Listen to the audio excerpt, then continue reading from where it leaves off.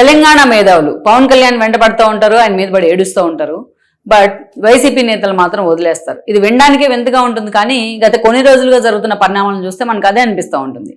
రీసెంట్గా మనం చూసి ఒక కీలకమైన డెవలప్మెంట్ ఏంటంటే, పవన్ కళ్యాణ్ తెలంగాణ ఆంధ్ర మధ్య ఎక్కడా కూడా గొడవలు వద్దు, విద్వేషాలు వద్దు, అలాంటి సెంటిమెంట్లు ఏమి తీసుకురావద్దని ఆయన చాలా క్లియర్గా చెప్పారు. అయినా సరే పవన్ కళ్యాణ్ పేరు పట్టుకుని ఇట్లాగే తెలంగాణ మేధావులు ఏడుస్తూ ఉన్నారు. మరోవైపు కవిత లాంటి వాళ్ళకి అందరూ సర్ది చెప్పే ప్రయత్నం చేశారు. అమ్మ నువ్వు తెలంగాణ ఆంధ్ర సెంటిమెంట్ మరోసారి తీసుకురావద్దన్న పదే పదే పదే పదే అటు సోషల్ మీడియాలో కావచ్చు, మెయిన్ స్ట్రీమ్ మీడియాలో కావచ్చు, పవన్ కళ్యాణ్ ఏదైతే జన్వాడ ఫామ్ హౌస్ దగ్గరలో ఉన్న జన్వాడ దగ్గరలో ఉన్న సిక్కం భూమిని ఆక్రమించుకున్నారు అని చెప్పేసి పదే పదే పదే పదే ఆయన టార్గెట్ చేస్తూ ఉన్నారు. బట్ వీళ్ళకు మాత్రం తెలంగాణలో భూముల మీద డేగ కన్నేసిన బోళ్ల బ్రహ్మనాయుడు, వైఎస్ఆర్సీపీ ఎక్స్ఎమ్మెల్యే బోళ్ల బ్రహ్మనాయుడు మాత్రం కనిపించడు. ఈరోజు ఆయన పోలీసులు అరెస్ట్ చేశారు, నార్సింగ్ పోలీసులు. అది మాత్రం వీళ్ళకి కనిపించరు. ఇందుకే బోళ్ల బ్రహ్మనాయుడిని ఎందుకు అరెస్ట్ చేశారు? ఆయన్ని తెలంగాణలో భూ ఆక్రమణలకు ఆరోపణలు వచ్చి ఆయన అరెస్ట్ చేసిన ఆయన మీద మాత్రం ఈ కవిత లాంటి వాళ్ళు ఎందుకు స్పందించరు? తెలంగాణ మేధావులు ఎందుకు మాట్లాడరు? కేవలం పవన్ కళ్యాణ్ మాత్రమే, పవన్ కళ్యాణ్ ఒక్కడే వీళ్ళకి ఎందుకు కనిపిస్తూ ఉన్నారు? ఈ అంశాలు తెలంగాణ సమాజం కూడా అడుగుతూ ఉంది, మనమే కాదు. ఇక్కడ మనం చూస్తే అసలు ఏం జరిగింది అనేది ఒకసారి మనం చెప్పుకుంటే, ఆల్రెడీ ఏదైతే పవన్ కళ్యాణ్ కేంద్రంగా అమిత్ షా భేటీ అని చెప్పేసి ఒక కుహనా మేధావి, సూడో మేధావి యాక్చువల్గా ఆయన నాగేశ్వర్ అనే వ్యక్తి ఏ స్థాయిలో పవన్ కళ్యాణ్ మీద విషం చిమ్మారు, అది మిగతా రెండు పార్టీలు బీజేపీ అండ్ టీడీపీని కూడా ఎలా హిట్ చేసిందో మనకు తెలుసు. ఆ ఇష్యూలో అంత ఇంటెన్స్ ఉంది కాబట్టి వాళ్ళు కూడా అంతే వైల్డ్గా రియాక్ట్ అయ్యారు. అది కేసుల దాకా వెళ్ళింది.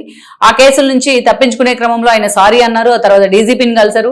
ఆయన మీద ఎలాంటి కేసులు పెట్టొద్దు, ఆయన అరెస్ట్ చేయొద్దు అని పవన్ కళ్యాణ్ చెప్పిన తర్వాత కూడా అరెస్ట్ చేస్తే నన్ను జైల్లో కూర్చొని మహాత్మా గాంధీ జీవిత చరిత్ర లాగా నేను కూడా జీవిత చరిత్ర రాసుకుంటానంటూ మాట్లాడారు. తెలంగాణ సమాజం నవ్వుకుంది ఇవి చూసిన తర్వాత.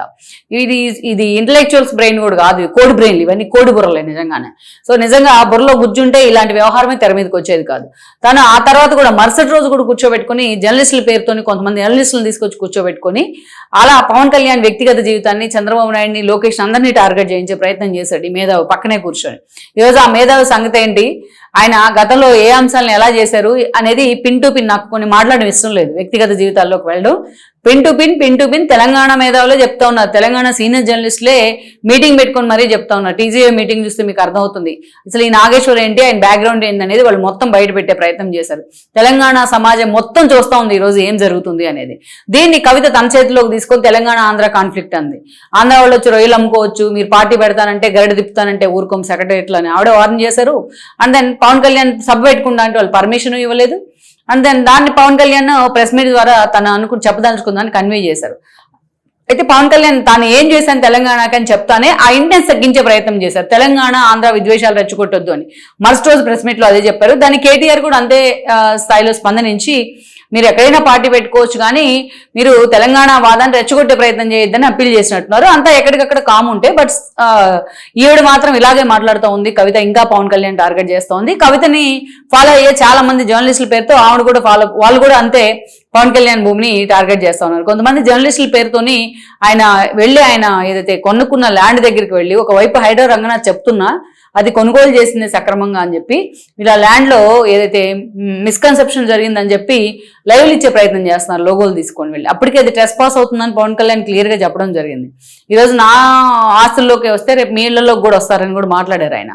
ఇప్పుడు కవిత కూడా దాన్నే పట్టుకుంది. అది ఏదో కోడి చెరువు అని చెప్తుంటే వీళ్ళందరితో కోడి బుర్రే.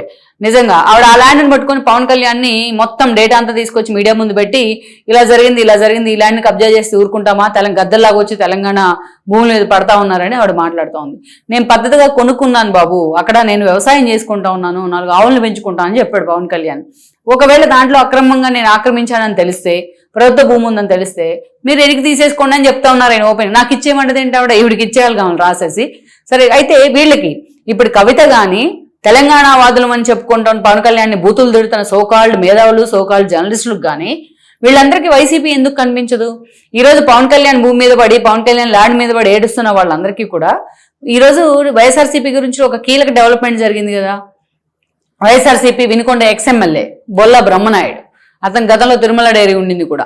బొల్లా బ్రహ్మనాయుడు ఈరోజు హైదరాబాద్లోని ఒక కోర్ ఏరియాలో, గండిపేట లాంటి ఏరియాలో ప్రభుత్వ ల్యాండ్ ఉంది అక్కడ 100 ఎకరాలకు పైగా.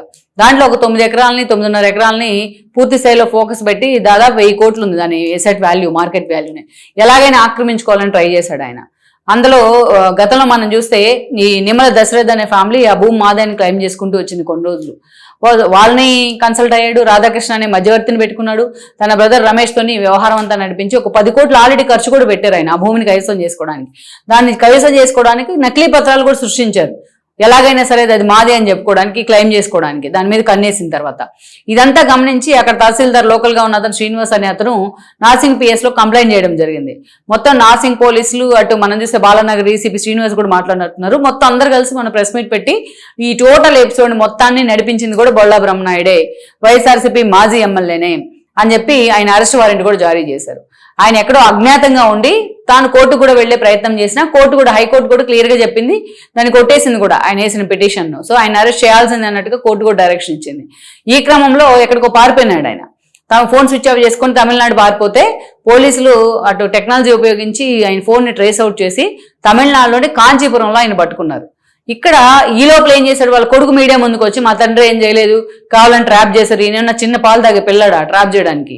ఇతను గతంలో అంతే అక్కడ వినుకొండలో గిరి ప్రదక్షిణ చోట అంతే ల్యాండ్ ఇచ్చేసే ప్రయత్నం చేశారు, రోడ్డు వైడ్ అని పేరుతోని నిధులు కొట్టేశారు. వినుకొండలో ఈయన చేసిన అరాచకాలు 1 కాదు 2 కాదు, ఈయన చేసిన కబ్జాలు 1 కాదు 2 కాదు, అన్ని ఎలిగేషన్స్ ఉన్నాయి ఈ బోళా బ్రహ్మనాయుడికి సంబంధించి. జర్నలిస్టులను బూతులు తిడతాడు గట్టిగా మాట్లాడితే, ప్రతి ఒక్కరితో గొడవలే, స్థానికంగా ప్రతి ఒక్కరితో ఇష్యూసే అతనికి, అన్ని ఉన్నాయి అతని మీద ఎలిగేషన్స్. సో అలాంటి బొల్లా బ్రహ్మనాయుడు ఉన్న ల్యాండ్లు జాలక వినుకొండ చుట్టూరు ఆ స్థాయిలో సంపాదించి ఆ స్థాయిలో ఆక్రమించి ఇప్పుడు మళ్ళా వచ్చి తెలంగాణ మీద పడ్డాడు. గండిపేటలో అంత విలువైన భూమిని కొట్టేయడానికి ట్రై చేస్తే పోలీసులు తమిళనాడు వెళ్లి మరి అతను తీసుకొచ్చి కోర్టులో ప్రొడ్యూస్ చేశారు, ఆల్రెడీ అరెస్ట్ చేశారు నార్సింగ్ పోలీసులు. అతనేం తప్పు చేయకపోతే ఎందుకు పారిపోయినాడు, అతనేం తప్పు చేయకపోతే పోలీసులు ఎందుకు అరెస్ట్ చేసినారు? మరి ఇది కళ్ళు కనిపించట్లేదా ఈ తెలంగాణ సూడో మేధావులకి, సూడో ఇంటలెక్చువల్స్ కి, సూడో జర్నలిస్టులకి? కనీసం తెలంగాణలో అంత విలువైన భూమిని సిగ్గుగా కొట్టేసే ప్రయత్నం చేస్తే బొల్లా బ్రహ్మనాయుడు కనీసం దాన్ని ఎందుకు ఖండించే ప్రయత్నం చేయలేదు? కవిత 1.5 గంట మాట్లాడింది ఆవిడ ప్రెస్ మీట్ పెట్టి పవన్ కళ్యాణ్ మీద. 1.5 గంటలో ఆల్మోస్ట్ ఆవిడ 1:15 పవన్ కళ్యాణ్ గురించే మాట్లాడింది. బొల్లా బ్రహ్మనాయుడు గురించి ఎందుకు మాట్లాడట్లేదు ఆవిడ?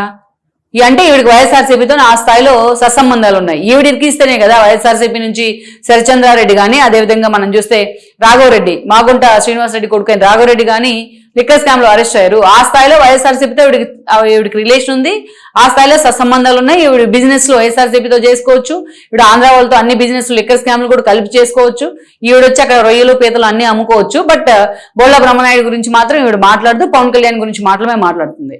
అదిగే కదా మిమ్మల్ని లిక్కర్ స్కామ్ వ్యవహారంలో మీరు జీవితాంతం నిప్పుతో కడుక్కున్నా కూడా మీరు బయటికి రాలేరు ఆ అంశంలోంచి. అందుకే ఆవిడే కాదు, ఆవిడని ఫాలో అవుతున్న జర్నలిస్టులు కొంతమంది ఉన్నారు. ఈ పవన్ కళ్యాణ్ భూమి సంగతి పక్కన పెట్టి ఆయన స్వచ్ఛందంగా ముందుకు వచ్చి నేను ఎన్నికి ఇచ్చేస్తా అని చెప్తున్నాడు కదా. సో మీరు ఇప్పుడు బోళా బ్రహ్మనాయుడు అరాచకం గురించి కూడా మాట్లాడే ప్రయత్నం చేయండి, అది కూడా ప్రపంచానికి చెప్పే ప్రయత్నం చేయండి. అప్పుడు మీకు శాంటిటీ ఉందనేది అర్థమవుతుంది.